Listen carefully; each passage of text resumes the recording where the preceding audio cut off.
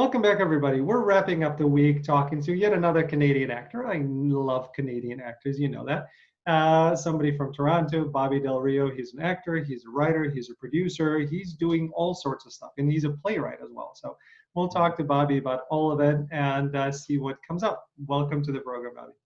Thanks for having me. Appreciate it. You're in Chicago? Yeah, Chicago, which is very similar to Toronto in a lot of ways. Yeah, it's funny. I remember I won this playwriting competition in New York when I was 24. Mm-hmm. And there was a Chicago playwright who told me that Toronto was very similar to Chicago in terms of sort of size and logistics. Yeah.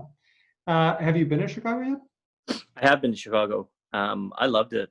Giordano's deep dish, man. I used to work for Giordano's. I used to be a pizza delivery boy for Giordano's in Niles or Morton Grove, Illinois, if anybody's interested. So, dude, that's like my crack. Oh my God, I love it. It was for me when I used to work there. And the funny thing is I'm an immigrant. I came here at 14, so there was no pizza when I was growing up in Ukraine. There's no pizza or a concept of it. So when I came, and then a number of years later, I kind of started working. That really was my first time trying pizza. So Giordano's was my pizza kind of experience. And then, of course, I got hooked on it completely. Oh, dude, you can't eat pizza after Giordano's. It's tough because it's really, really good. So I'm still. Can you eat one? Like, can you eat like a full deep dish by yourself in one sitting? I've never tried it, nor would I suggest people do that. Yeah. No. It's Giordano's was cool, and then there's this. Of course, in anything there's going to be competition and people are hating on each other. So Giordano's and Eduardo's and Giordano's and Pizzeria Uno and some of the other ones are like No, Giordano. We know where it's at. For me, it is Giordano's. So people, if you want to hate, please post your comments right below. Wow. Yeah, but yeah, I again going back to Toronto. I've been to Toronto 3 or 4 times, and especially the lakefront, I found it really similar to Chicago. And then kind of as you go inwards into Toronto, it's different because you have a lot more kind of condominiums, whereas we don't as much. So there are some kind of differences, but overall, it was really similar to me. I love the architecture in Chicago too. I did that architectural boat tour. Yeah. Fantastic, man. We still do it. Again, I've lived here for 30 years. We still do it, every few years we go because there's always new stuff that you're learning. It's just, it's a gorgeous, gorgeous city. Once, knock on wood, COVID is going to go bye-bye at some point. Please come on over and visit. Yeah. It's a really, we'll split a Giordano's deep dish. Hey, we have a Giordano's not far from where I live. So absolutely come on down. Dude, I'm coming. Like I'm coming. Like you say that to everybody, but like I'm coming. Sounds good. You know where to find me, so we'll set it up. Maybe next year sometime. Let's hope. Knock on wood. Yeah, I know. Jeez, man. Yeah, I think yesterday. I don't know what the latest COVID numbers in Chicago are, but I think in Illinois the day before we almost hit 15,000 cases. It's ridiculous. Man. Are you guys like locked down or what's happening there? Kinda. So I'm not in the city, I'm outside in the suburbs. So Chicago, since Monday of this week, put in a stay-at-home order. And then the state of Illinois in general, starting today, put in more restrictions and kind of, no gatherings, can't use the like health clubs, can't have fitness classes. I think there is a lot of restrictions in restaurants and movie theaters and stuff like that. So I think we're not at stay-at-home level, but we're getting close to it. It's almost exactly the same in Toronto. Yeah, but the numbers are quite different. What's the latest COVID cases in Toronto now? Well, I don't know. It's getting up there, man. It's like I keep hearing now it's like thousands. It used to be like 10, 20, and then it's like a couple hundred. Now I just keep hearing thousands. Yeah, it's not good. And hopefully, again, vaccines are coming. So hopefully in 2 to 6 months, all that stuff will kind of go away. But yeah, there's been a lot of suffering this year. Getting back to suffering, both of us are actors, so suffering is not a new thing. That was good. You can end the episode right there. I think so. I kind of like that segue. That was great. Yeah. Wow. So you and I mean, I'm a little older than you are by just a few years. How old are you? I'm 45, and you're 42 or 43 now. Jeez, man, you're like fucking Geraldo Rivera here. Like, where'd you find that out? It's again before the show and getting ready for it. I go to IMDb Pro, which is my home away from home, and then I go to YouTube and I go to your channel. I go to kind of the interviews that you have done and do my research. So So you already know everything there is to know about me. definitely not, and that's one of the reasons why I wanted to have you on, because here's what I saw. In one of the interviews, going back to the age you mentioned. I think it was last year that you did it, and you said you were 42. I'm not a math wizard, but that part I can do. Yeah. And then what I like is that you're very open, and you're going to tell it like it is, and that's what I like. I want to talk to people who A, love acting, which I know you do. B, love talking about the craft and the parts of acting, of the techniques aspects of it. Which I know you do, and then being open-minded. The fact that you're not going to just give a 5-cent answer, you're going to get in there. Oh, no. I'm a little too open. Like I approve everyone who Facebook requests me, and it leads to a never-ending series of shit shows. But I find it entertaining, so I'm like, Why not? It's life, right? Yeah. Well, you have. I think you have a thicker skin than I do, so I don't do that anymore. You're doing better than I can. Well, you know what it is, man? It's like it's not like I'm famous or anything. Like we don't have like a star system in Canada, but I had a documentary crew follow me around in university, right? So I've kind of been in the public eye kind of for like over 20 years. Yeah. And when you get that kind of attention, and it's been steady for like literally since I don't know, like for over 20 years, you just get used to sort of people kind of knowing your name or who you are, and you have all these weird interactions because people don't see you as like a person anymore. Like you're kind of a commodity. Really? But there's two things. Like some people, like, they freak out and they get a big head about it. Me, I don't. Like I keep myself very grounded, and I think it's fucking hilarious. Like it's like all these weird like people are very, very mysterious.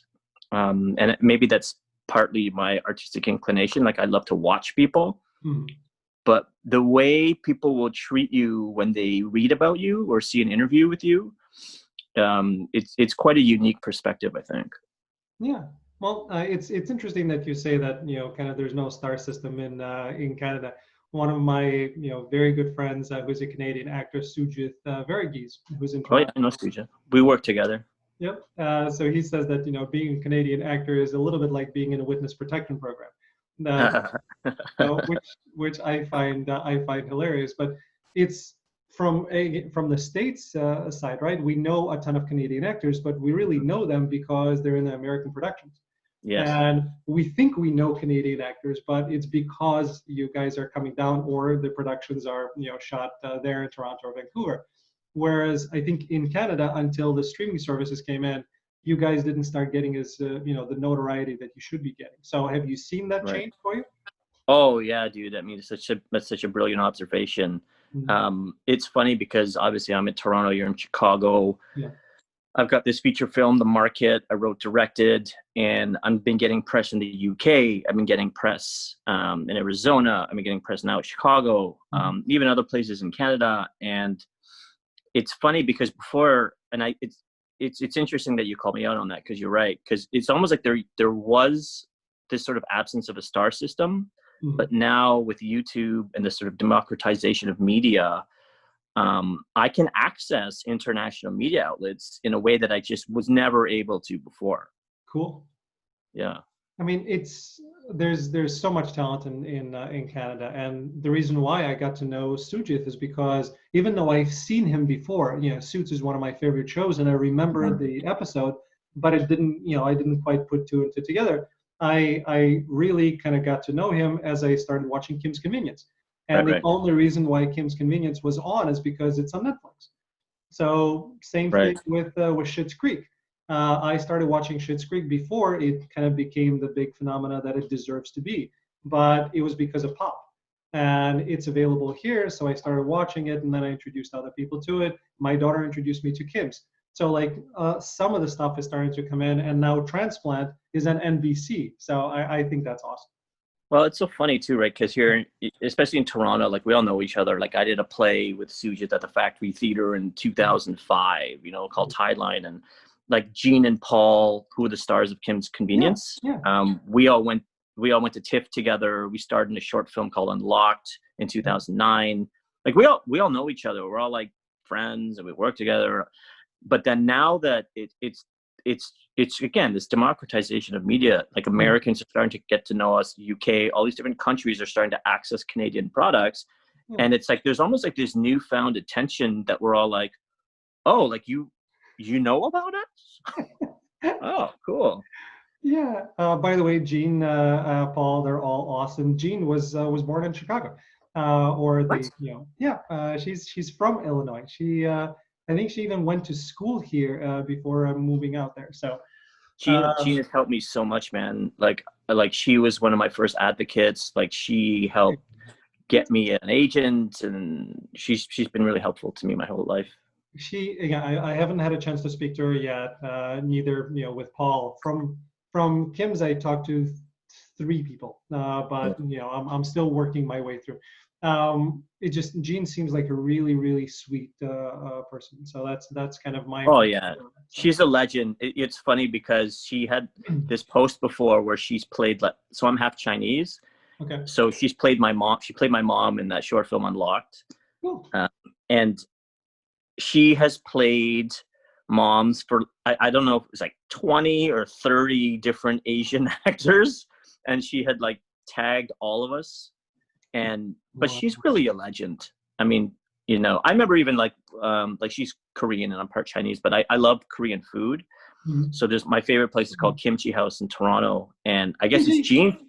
So good, Sorry. but I think it's Gene's favorite as well. And then I just randomly ran into her with our mutual friend Millie Tom, who's a casting director, and then she just like paid for my lunch. She pulled one of those moves.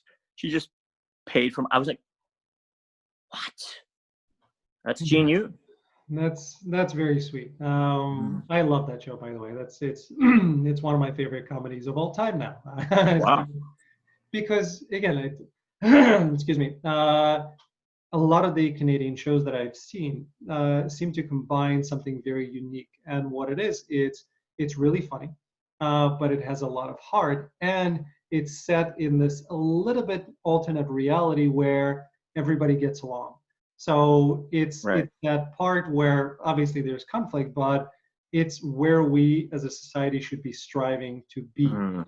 And that's what I found in Schitt's Creek. I found that same thing in Kim's Convenience, and I love that because it's such a pleasure to watch Mm. because you want that to be the reality. You want all the diversity to be just talking to each other like we're normal people, which we are, and stop all this divisiveness, which our country is going through a lot Yeah. these days. So that's what I found about Canadian shows. I cannot say that that's the same thing with all of the Canadian shows, but that is with every one that I have watched so far. Well, Toronto is really like that, right? Like Toronto is one of the most multicultural cities in the world. Yeah. We have many, like basically every culture, right, represented, and we all. I mean, obviously not every single person can get along, but for the most part, it's very normal for many different people from many different backgrounds to interact. So you stop seeing people as like the other, right? We should be getting there anyway, right? I mean, this is Right. so pathetic. But you mentioned, I actually did not know that. So the Geraldo Rivera and me did not know. I didn't get to your cultural and ethnic background. So you said Right. you're part Chinese. What's the other part? Italian. Italian. Very cool. Yeah. So from an acting perspective, did you find that that became an asset for you or a liability? The fact that you could be ethnically ambiguous and you can play somebody. I'm not trying to profile you, but somebody that Yeah. can play somebody from a Latin background, somebody who can play Asian, somebody who can play white. So there's all sorts of things that you are able to do from a casting perspective. It's a very intelligent question. Mm-hmm. The answer is complex. So yes, you're right.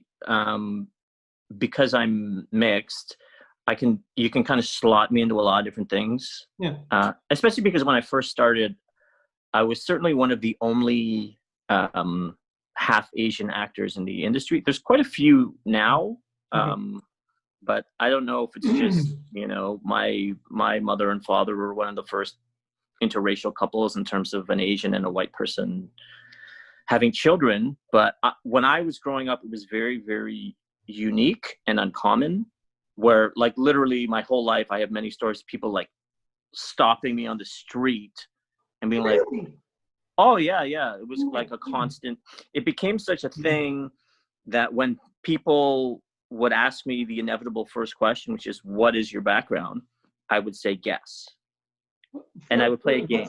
Let's pause for a second.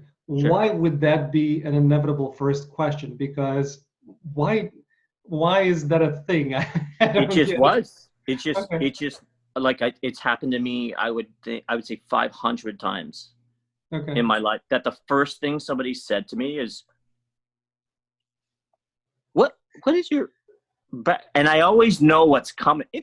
And it's not like I would get angry or something, but it was odd, right? Because Yeah. I don't think everyone had that experience, and that to the point where literally to me it's inevitable. That's the first question that they would ask, and so as an actor, it became interesting. So at the beginning of my career, I would play native on a television show. I would play Spanish.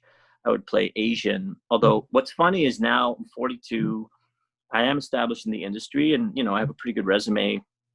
But actually, in a way, it's more challenging because the industry has transmogrified in a way where they're really looking for accurate representation culturally, which is good because there's more people now. It's like if you're doing Korean show, you want Korean, right? If you want a Latino person, you want Latino. But they're being so specific now that I actually get squeezed out. So if I couldn't play native, even though I could pass for it because I'm not native.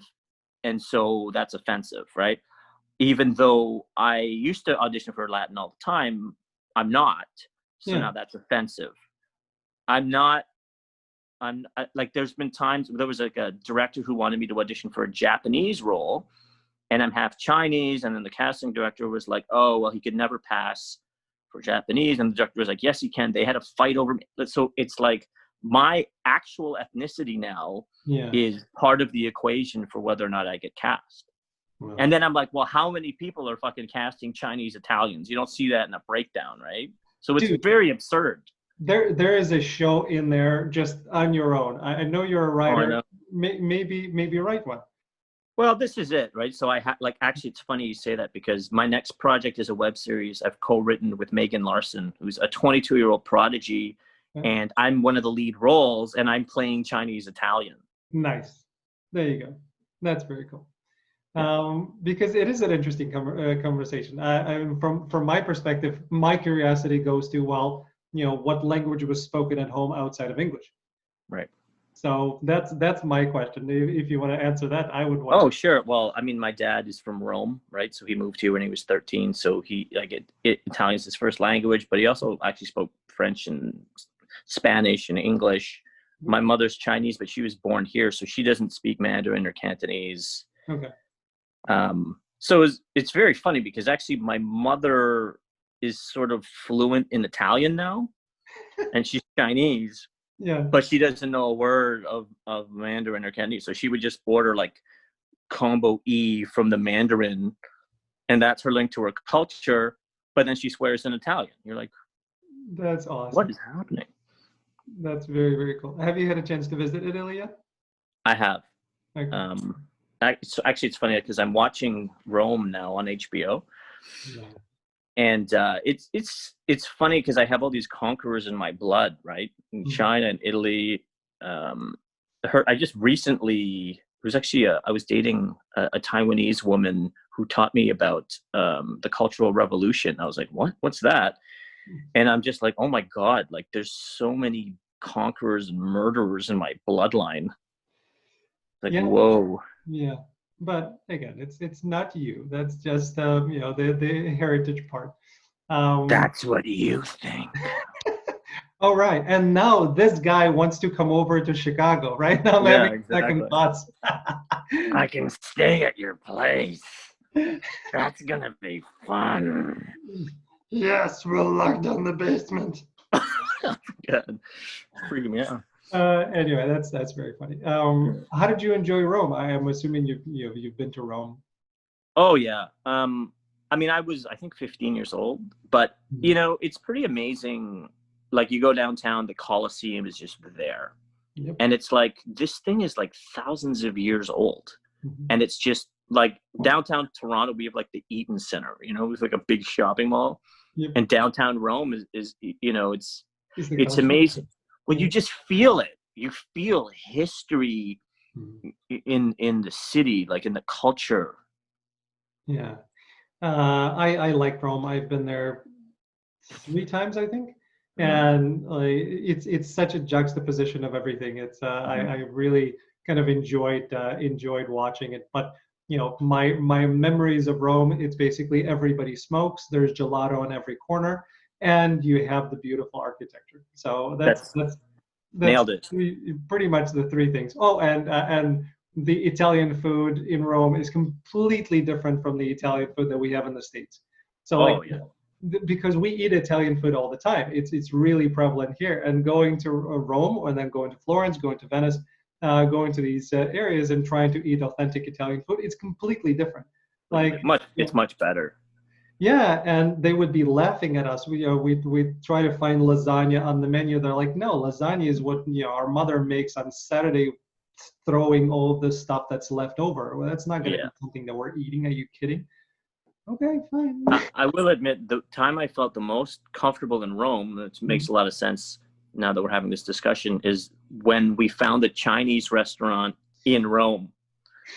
Yeah. I was like, finally, I'm back home with the Chinese Italians. Yeah. Did you try the pizza there, especially in the Vatican? The potato pizza. Thank you. Thank you. Thank you. You can't get it here. Absolutely not. And I had a potato and shrimp pizza. I'm like, it's perfect. We went by the Vatican, and you just go, there are so many places around, and you're looking at the menu, and you're like, oh my God, these are none of the flavors that we have here in the States. So I went crazy. I absolutely loved it. Oh yeah, there's like an authentic cuisine there that you just can't replicate it. Yeah. Anyway, going back to acting. So I'm so hungry now after this conversation. Thank you very much. Sorry, buddy. I just had lunch, so I'm all good to go. I'm just drinking my tea. It's all good on this. Right. So I know you've been in the business for about 20 years, and you graduated with a theater degree from Toronto and Sheridan, I think, right? This school? Yeah. It was the University of Toronto at Mississauga and Sheridan College. They have a joint program, so I got a degree and a diploma at the same time. Very cool. And I know you're a prolific writer as well, and you do a lot of stuff on the writing side. So which kind of started first for you? Was it the acting or the writing, or are they both? Definitely acting. I went to school to train as an actor.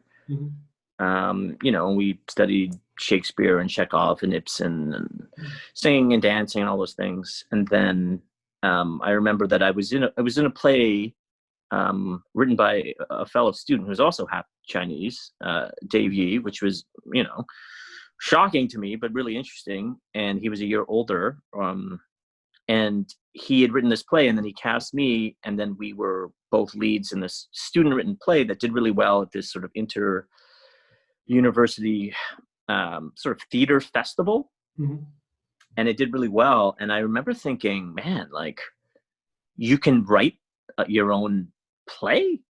And then I tried it, and then I did the play, and I got somebody wrote it. It was my first play was a very weird play called Name It Yourself. And it was this really, rebellious, like, literally, I was like, name it yourself, man. Like, I refuse to name my play for your gratification. like it was really pretentious in retrospect, but I was like 19 or whatever.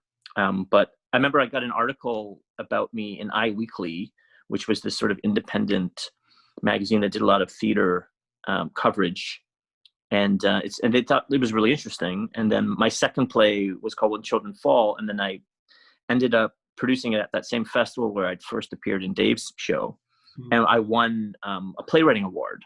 Cool. And then after that, because I never really thought of myself as a writer. I was just like, something to do. And then after that, everyone kind of referred to me as a writer. I was like, all right. And then I remounted that play, became a major hit in Toronto theater.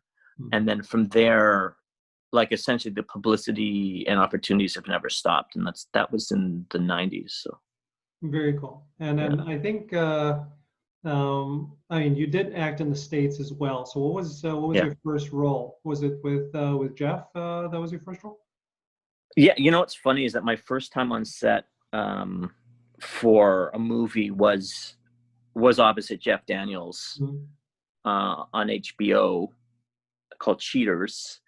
And I have never said this publicly, but fuck it. So I played a stoner. And I was actually high when I did the scene, and I'm not like, a big drug user or anything, but at the time I just was. And it was very weird because it was like my first big movie, and I was just in the one scene, and it's like Jeff Daniels, and I loved like Dumb and Dumber, and like it followed his career, right? And I'm like working with him. It's like I'm laughing obnoxiously in Jeff Daniels' face over and over and over again every take, but I'm high, right? So it's already like a discombobulating experience, but then you throw in marijuana, and like. I remember the boom op, the boom. They're just the guys. They hold the sound, and it freaked me out like so much. And I was like, "Who's that guy?" Whoa! So, young actors, don't get high your first day on set. Yeah. I do not recommend it. Wait till the last day.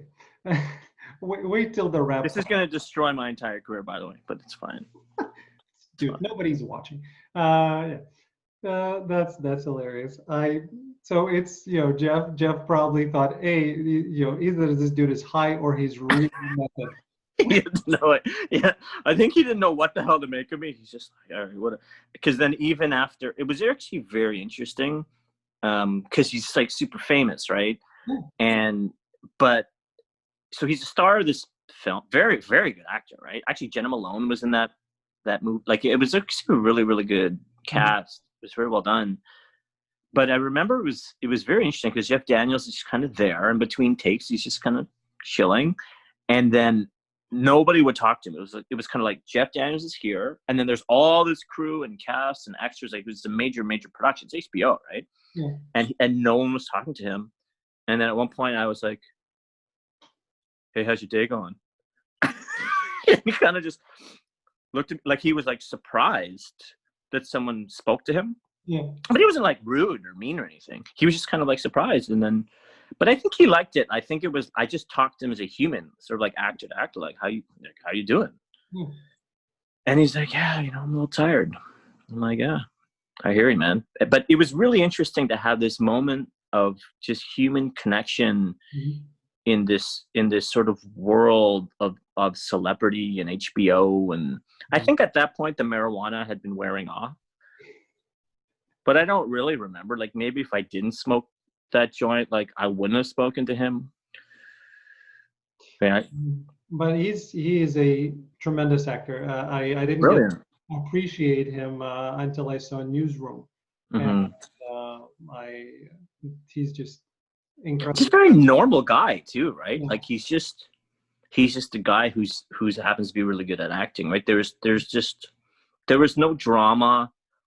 There was no diva, it's like he's there to work, and he, it's very inspiring. I've worked with like a few celebrities, and the people who last when you work with them, like you really get it, right? It's like they're very professional. Yeah. And it's interesting that you mentioned the boom and getting freaked out by it. You did, and I don't know a while later, obviously, you started kind of doing workshops and helping actors understand Mm, the business of acting. yes. Because a lot of people go through the drama program, and it doesn't deal at all with what it's like on set. It doesn't deal at all with what the reality of the acting business is, what the resumes are, who the agents are, what the difference between a casting director and a manager. Some people confuse those. I don't know why, but I've heard that before. So like, Well, hmm. yeah, go Well, I ahead. would say often it's because, in my view, many of the teachers have limited professional experience. Not to malign them, but that's kind of why they're teaching, right? Not, and I think that there's a real place for teaching the craft of acting. I don't want to disparage that as a profession, but I will say I remember there were times, I won't say names, where there were certain, I've studied with many teachers my whole life. It's sort of an ongoing thing, right? The craft, you're in a perpetual state of learning. I think if you're humble enough to keep growing as an artist. Yep. But there have been certain people where I've literally had to correct them in front of a class because they'll go and tell me, well, actually, this is what it's like in an audition, and that they're lying because they've never done it. And then I've had to be like, well, actually, that's not true because I had an audition last week, Yeah. and that's not what happened. Yeah. And that's the part where you feel like a jackass, but it's really about the students, and you don't want to set anybody on the wrong path and give them the information that will be Right. incorrect. Because If you have a difference of opinion, that's one thing, but there have been situations where people were fully lying because they've never done it. So there's just, I guess, guessing, but it's just your guess is bad, and you're giving people bad advice who are very impressionable, where you don't actually know what you're talking about. yeah, and I'll shut up. So moving on. It's something that I think needs to be changed. It needs to be changed. I hear way too often people getting out of these name programs and not knowing what a mark is. I think that's Mm. pathetic. And you cannot be charging people tens of thousands of dollars and spend time with them over years and not fill in the gaps, because you're teaching them not just so they can enjoy it as a hobby, you're teaching them so they can have a career. You cannot have a career if you don't understand all aspects of it or how to actually get there. So it needs to be something that changed. I never went to drama school. My parents did not let me go to college for acting. So all of the stuff that I picked up were from workshops and from acting schools that are outside, and all of those acting schools are run by professionals, and they're run by people who are specific of, here's what auditioning is, here's what on camera is, here are the things you need to know. Workshops with casting directors, workshops with producers. So like a lot of the stuff where I came into it, I was ready for the business end of it, but there were no classes to this day, where I keep on wondering when somebody's going to create it. If they don't, I'm going to have to. There were no classes of what it's actually like on set. Because when you get on set and you have that boom, and I keep on using this story, but to me it was weird, right? I'm used to the lights, camera, action. That's not how it works. You're gonna hear like speeding, and then you're trying to figure out what the hell is speeding. Should I be looking out to make sure I don't get run over? It's there are so many aspects to it of the different types of shots, the coverages. How do you actually remain focused and not burn through all of your energy on set when you're just sitting there and waiting on an overnight shot?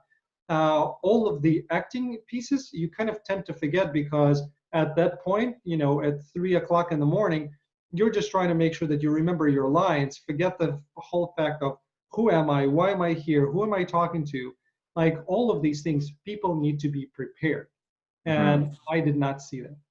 The best thing that ever helped me as an actor for film and television, because theater acting and film and television acting are different. I started doing a lot of theater acting. Yep. Is directing, right? Is like, so once I started directing, like really this film the market, right? My feature film, Yep. because I had a lot of theater experience and that was my best play, but I'd never really directed a film, not for real. So I learned a lot from my team. But after that experience, when I started to work as an actor on set, because I knew what everything meant, like I knew who all the roles were, I knew where I fit into as an act. It's like you can anticipate actually coverage, you can anticipate problems, and sometimes, you know, when I've worked on set, actually quite a bit after that experience, you start to know when things are going wrong or people are stressed or why things are off. Yeah. And then for me, it's almost, I mean, maybe this is somewhat gauche to say, but I know when to shut the fuck up, right? It's like I know when the director's about to snap because, you know, like that they've had to do 7 takes of this thing, and then that's not going to cut, and oh, they made this mistake, and I'm like, okay, they do not need to know that I have this question. Let me just do the work and make it really, really easy for them, and be no drama at all. Like sometimes you can get the director's attention, and sometimes the best thing you can do as an actor is be prepared. And as you say, like know your lines, do the work, hit your marks. It's true. You have to have experience in it, and until you do, it all will not really settle in or make any sense. I was talking to Michael Devine, who's in a show with Keith, no, Keith Sutherland. Yeah, Mm-hmm. Keith Sutherland and a few other people. And he was talking about the main actress whose name escapes me again. She was married to Tom Cruise. What is her name?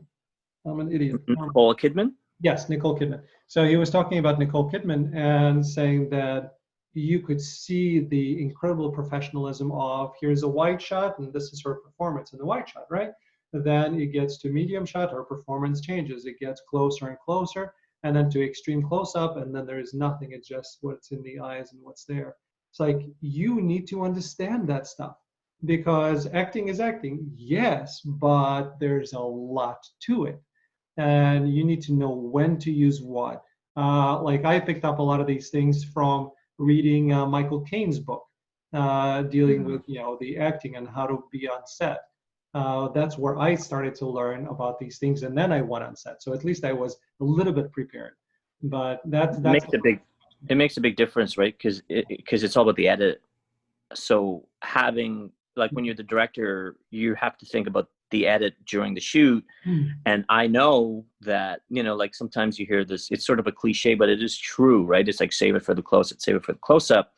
Because I know that in the wide, it's just these sort of cutaways to get a sense of the larger action. But sometimes, especially when you play leads, there's some very emotionally intense scenes, like you're like crying or screaming, or like you get like there's so much emotion, and you can't, you don't want to like use it all up for shots that they're not even really focusing on your performance. They're just using that shot to see you walk through the doorway. Yeah, it's true.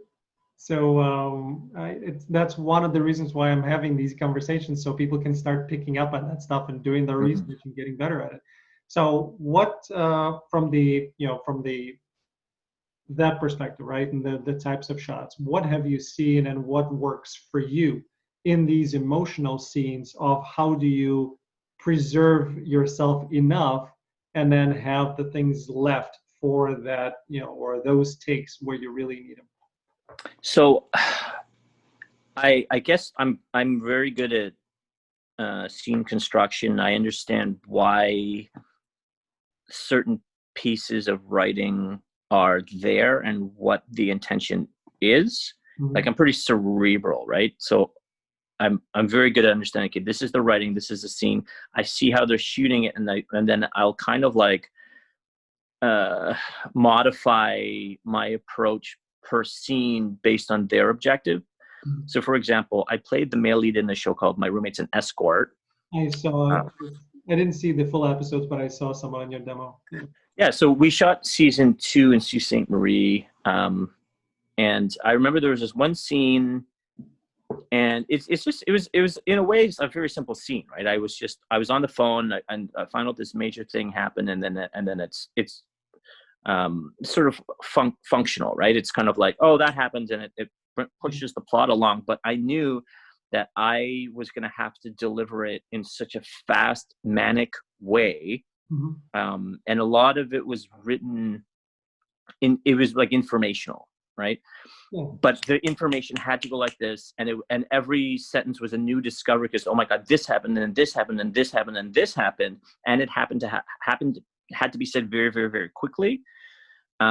So I knew that I needed to know those lines like the back of my hand, the back of my hand, the back of my hand, because there's all this emotional stuff that's going to be open in the moment. I cannot be thinking about the lines. Yeah. So I remember even when I did that, I was like a crazy person. I would just say that. It was like quite a lengthy little monologue, and I would do it over and over and over again. So I'm getting away from everybody on set, and it's like 20 minutes before we're shooting, and people are kind of looking at me like, what's this guy do?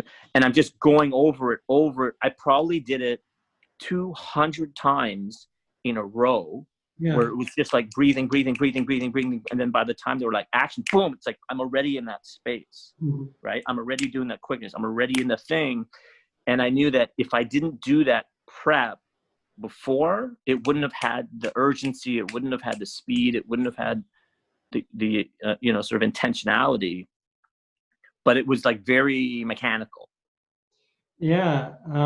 Do you find, because this is what I find for myself, I want to know if it's the same thing for others too.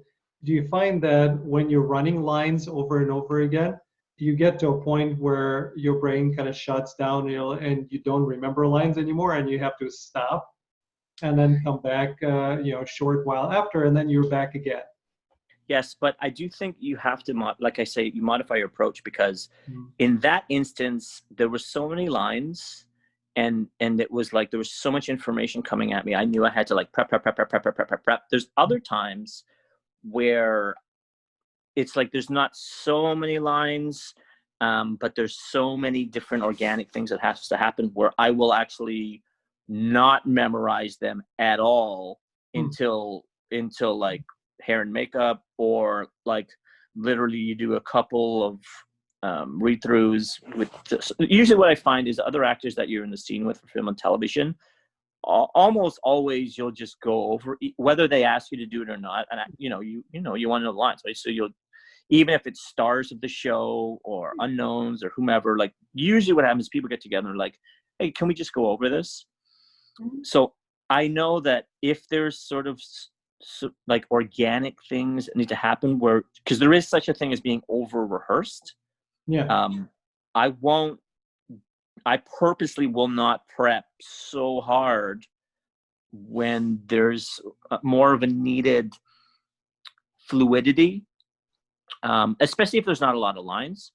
But I will say certain scenes are very text driven, and in those instances I really do view it like a play, right? It's like that's when you want the text completely out of the way. Yeah, I agree, because you want the words to just come up when they need to, without having to have a part of you be there thinking of the words and kind of measuring the responses. I see this, I'm going to get that answer, then I'll come up with this. But then you're not there. It doesn't feel organic. Right. But there are times where I find the sort of spontaneous initial impressions to the text in character really make a difference. So, now we do a lot of self-tapes. And what I find is almost always my first take, regardless of preparation, is the best, because I really don't know what I'm doing, right? So it's not like practiced. I'm more living and breathing, because I'm like, I'm not exactly sure what's going to happen. And inevitably that take ends up being the best. So look, if you're doing a big movie or TV show or something, like you can't just like, oh, let's see what happens if you're doing a fucking 6-page dialogue scene. But I do think you can split the difference, especially if you have less lines, fewer lines. Then I think making room for that spontaneity is part of the aesthetic. Yeah, and again, the first take will be a great take if you know the words before that. And so you may not kind of feel it yet and you're exploring, but you already know the language. Otherwise, the first take is going to be like, shit, let's do it again. I will say for me, I think what I'm really good at as an actor is being economical with takes. So I don't use takes as a way to learn the material, right? So if I haven't done so much text work because I want a bit of spontaneity to come out in the takes, I still know them enough that I'm not thinking about the lines. Right. Yeah. Right. That's how it has to be. I agree. Yeah. Other things I wanted to know about in terms of Canada. So the hubs that I am aware of in Canada are Toronto and Vancouver. Mm-hmm. I have not spoken with any actors from French Canada, so I have no idea of what's happening on the French side. I would love to. I'm a big fan of French cinema, but I have not had an opportunity yet. So is Toronto and Vancouver basically where the majority of work happens for you guys? For English Canada, certainly. Okay. I will say, like the Quebecois side, like the French Canadians, their industry is amazing. Like they may be doing better than us. Like they really respect culture and language. So they also have like a really strong distribution system set up with France and I guess the entire French language. So actually, you talk about Sujit. So we did a play called Tideline, which was the English language premiere by a playwright named Wajdi Muwad, who also was a filmmaker. And it was a Governor General winning play, right? So that was like the most prestigious drama award in Canada. We did the English language premiere. So if you go and buy the play, you'll see Sujit's name, my name.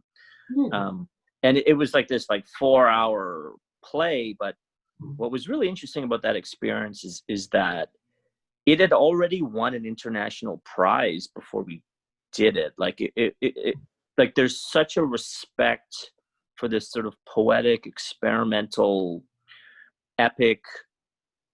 Like they really do love art in Quebec in a way that I don't think we do in English Canada. Like I find English Canada is very business oriented.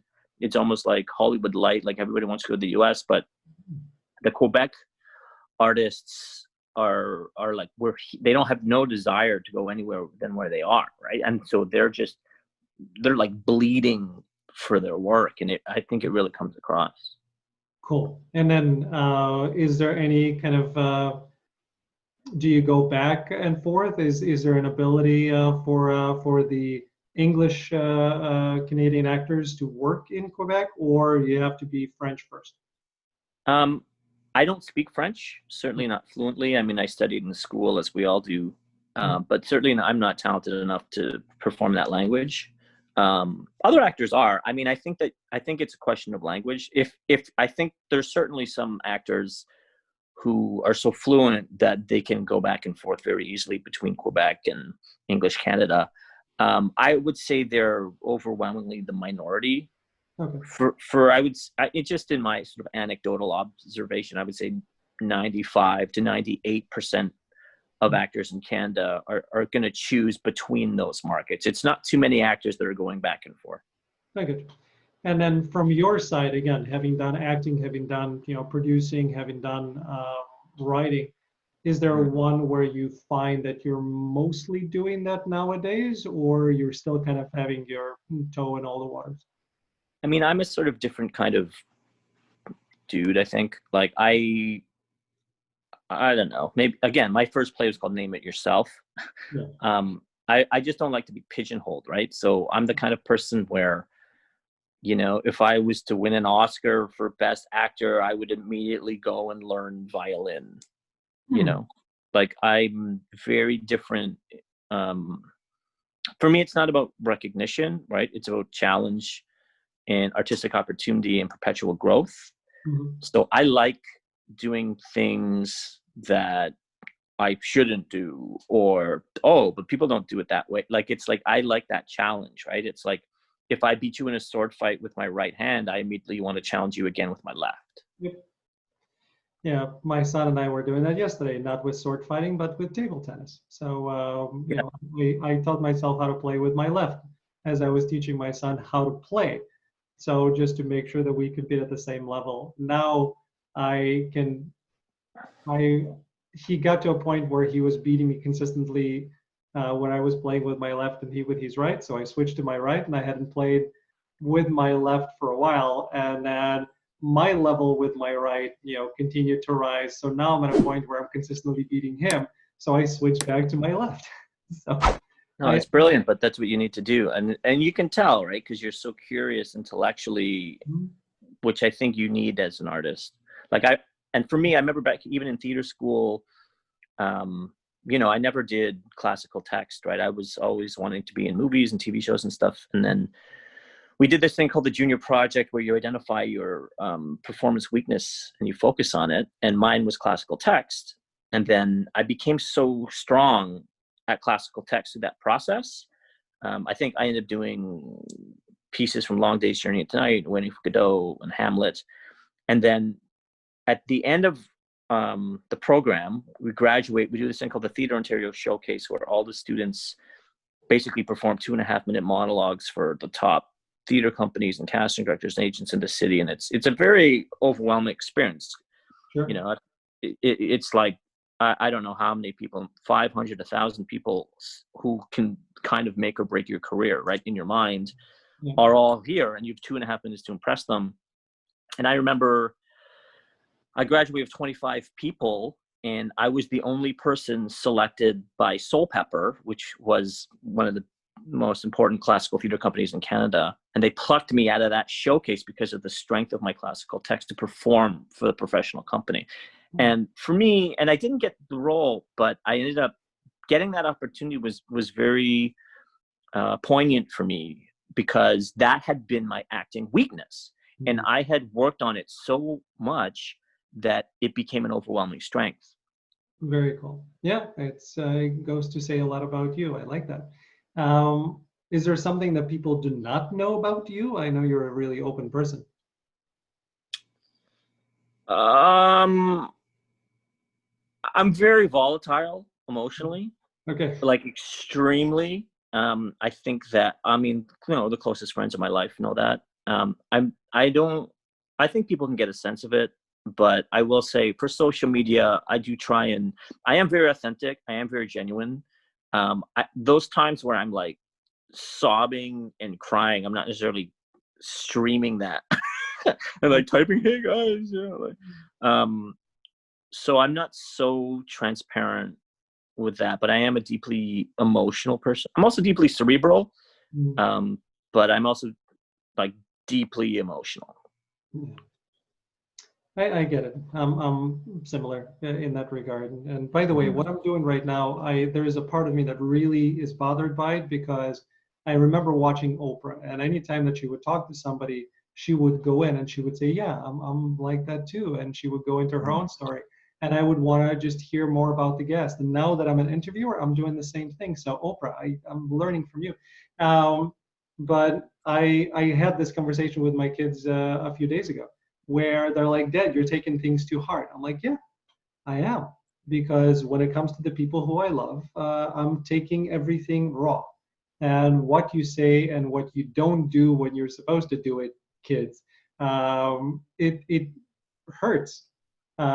Maybe it shouldn't. Maybe I should be monitoring my emotions better. But that's the way I am at the moment. You can't. I don't know, but I think that's the artistic sensibility, Mhm. right? Like there's times, where I'll just like watch a movie or have a thought or eat a bite of food, and it's like I get shattered emotionally because it's like four different things Yeah. are conjured up. But I think that that's partly just being an open and artistic person. And if you do not access that part of you, like you cannot serve the work the way that's required. That's true. Yeah. So there you go, kids. That's just the way Daddy is because I'm an artist. That's it. Daddy loves you. It's just he's got a big audition tomorrow. we're nuts. Let's. That's what I said at the beginning, and that's the way I love it. Very cool. Well, I guess the last thing for you before we say goodbyes, and I say Sure. thank you, is if you had a chance to go into a time machine and talk to a a young version of you who is just Right. starting acting, what one piece of advice would you give? Um, just be who you are. It's okay to make mistakes. Um, the only judgment that matters is the judgment you have of yourself. Hmm. Yeah. Yeah. I think that as artists, we're our own worst enemy. I think that, it's an interesting career, and I've been interviewed over 300 times, right? So you get a lot of validation, but you also get a lot of rejection.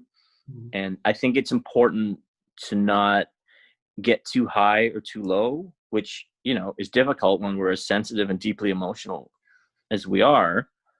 But you have to understand that whether you get a job or you don't get a job, or you win an award, you don't get an award, there's all these things. I've worked with celebrities. I've had documentaries done about me. I've also not worked for years. Like, you have to understand that that's not reflective of who you are. That's just a job. Yeah, that's the part of the industry, Yeah. and why we love it. Yeah. Perfect. Well, thanks, Bobby. It's really been a pleasure talking to you. Come on down. I know both you and I are not kidding. So once things open up, hit me up. We're here. Giordano's, man. Actually, I have another friend in Chicago. We can all hang out. Very cool. Absolutely, that would be great. And by the way, I never thanked Pete for hooking this up. So Pete, if you're still PDB. watching this, I love PD Beats. thank you. Appreciate it, and thanks to everybody for tuning in to another episode of The Love of Acting. I know you love it as much as we do, and that's why we enjoy doing this for you. Thank you.